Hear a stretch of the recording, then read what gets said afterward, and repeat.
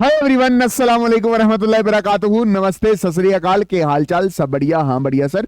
बहुत सारे बच्चे बोल रहे हैं सर आज ही ये सारे जो पीवाई क्यू है सीवाई क्यू कंप्लीट कर दो। तो मेरी जान मैं पूरी कोशिश करूंगा कि आज ही मैं ये सारे चैप्टर के पीवाई क्यू और सीवाई क्यू खत्म कर देता हूं। बट एक चीज का ध्यान रखना कि मेरी जान पहले वन शॉट लगाना और फिर उसके बाद ये सारे सवाल करना। ये सारे सवाल आपको ये बताएंगे कि इस चैप्टर में या जैसे ये चैप्टर है मैकेनिकल प्रॉपर्टीज ऑफ सॉलिड, इसमें से किस तरह के सवाल पूछे जाते हैं और यही पीवाई क्यू सीवाई क्यू पूछे जाएंगे, ये याद रखना, ठीक है।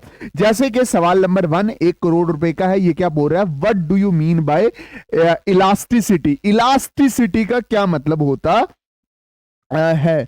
इलास्टिसिटी का मतलब क्या होता है? और फिर ये बोलता है define young modulus of elasticity, bulk modulus of elasticity and फिर है that is modulus of rigidity. अब मेरी बात ध्यान से समझना।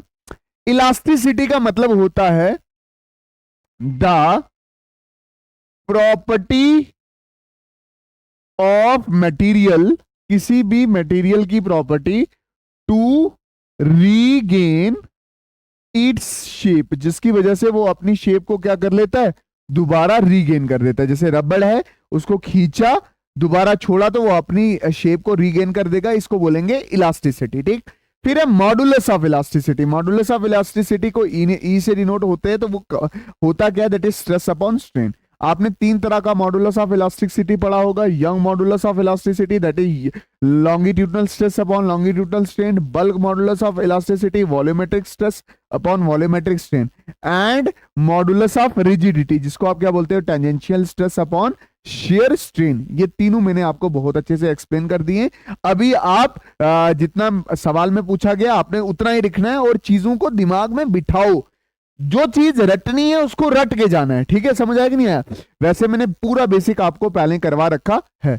ये बोल रहा है what do you mean by tensile stress? Tensile stress क्या होता है? The tensile stress is the force acting per unit area. मान के चलो ये कोई ब्लॉक है, आपने इस पे फोर्स लगाई तो ये कहीं खिंच गया ऐसे, ठीक है? तो अब जब ये खिंच चुका है तो इसके अंदर स्ट्रेस आ गया, तो वो क्या? टेंसाइल स्ट्रेस है। और वो क्या? Force upon area that is Newton पर मीटर स्क्वायर। उसका क्या होगा?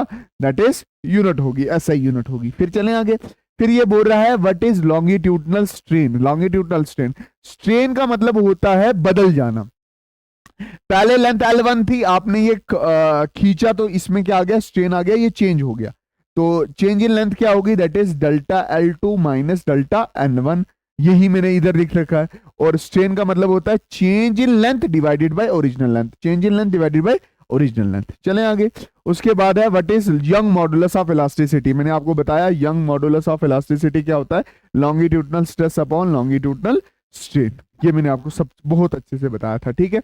उसके बाद है define stress and strain. Stress होता है अगर कोई भी ऑब्जेक्ट ऐसे है तो इस पे फोर्स लगाओगे तो ये बदल जाएगा ऐसे, तो इसमें एक स्ट्रेस आ गया, that is force per unit area is stress. और स्ट्रेन क्या हो गया? कि जैसे ही आपने खींचा तो इसकी लेंथ क्या होगी? Change, change in length divided by original length that is L which is known as the strain. अच्छा, स्ट्रेस और स्ट्रेन के बीच में एक रिलेशनशिप है, उसको कौन किसने बताया था? हुक्स ने बताया था।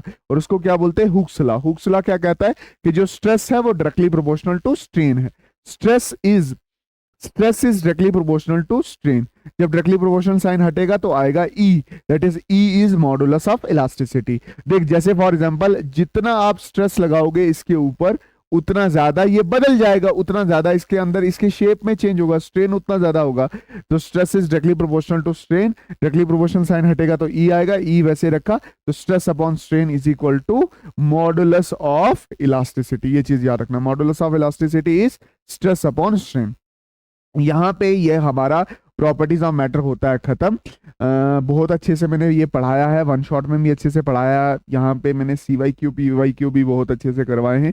अगर कोई भी डाउट हो, छोटे से छोटा बड़े से बड़ा, आपका भाई आपके सामने हाजिर है। थोड़ा लाइट में खड़े होके ना मैं उतने अच्छे से बात नहीं कर पाता क्योंकि लाइट एनर्जी होती है, ठीक है? मतलब सर दुखने लग जाता है। बट प्लीज अगर आपको कोई डाउट हो, कोई भी चीज अगर मैंने छोड़ रखी हो, प्लीज उसको पूछना, मैं दोबारा आके वीडियो उसके लिए स्पेशल बना दूंगा और ताकि आपका कोई भी नुकसान ना हो। और बाकी मैं आपसे वादा करता हूं कि भाई साहब आपके लिए एक ऐप आने वाला है, ठीक है? उस ऐप में मैं आपको आपके लिए अच्छे कोर्सेज लगाऊंगा। मैं कोशिश करूंगा कि मैं जेके बोस भी आपको पूरा पढ़ाऊं और नीट और जेई का भी पढ़ाऊं। बाकी मिलते हैं किसी और नई वीडियो में, तब तक के लिए अल्लाह हाफिज, अल्लाह राखा, शुभ रात्रि, जय हिंद, जम्मू जिंदाबाद, कश्मीर जिंदाबाद, जम्मू कश्मीर जिंदाबाद, हम जिंदाबाद, तुम जिंदाबाद। Bye bye.